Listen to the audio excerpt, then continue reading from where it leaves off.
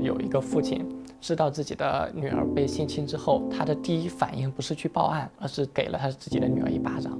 说你居然发生了这么丢人的事情。这让我们做儿童防性侵教育的这些志愿者听起来真的都非常的揪心。2013年5月份，发生在海南万宁的一起校长带着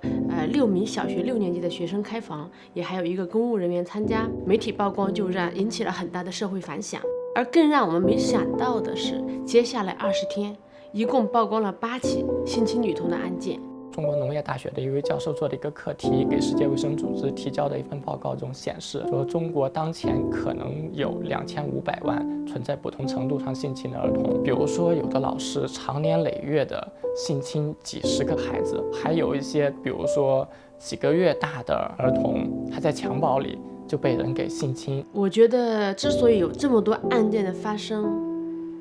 其实意识是很大的一个问题。总觉得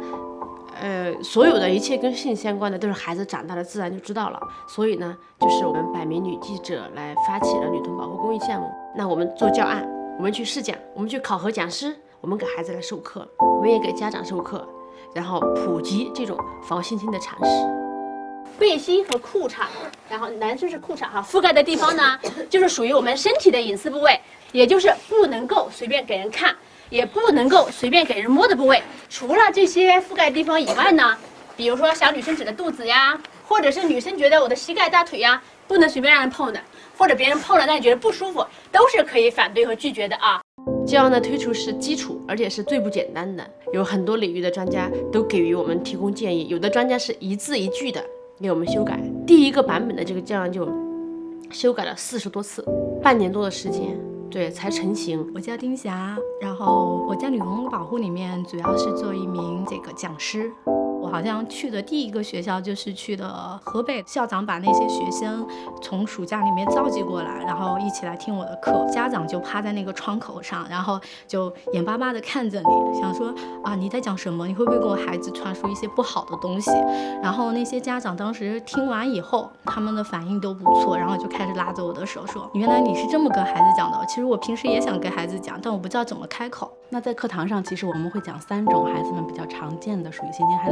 的范畴，我们会跟孩子做一个简单的模拟示范，2个很明显的对比，一个是很礼貌的传达友好感情的这么一个接触，然后一个是稍微对他有所冒犯的，比如说使劲揉搓他的手，比如说上升到他搂他的肩膀，摸他的小屁股，使劲拥抱他，让他感觉到不舒服不自然了，让孩子知道这个行为就属于性侵害了。这个是很重要的。然后就有一个小孩就说，老师，我昨天下课的时候还被一个叔叔带到小树林，使劲抱我亲我呢，然后孩子也流泪了。实际上男童也有很多被性侵害的，而且更具有隐蔽性。我们所有的课程都是男生女生一起去上课，也可以消除他们这种对性的这种神秘感的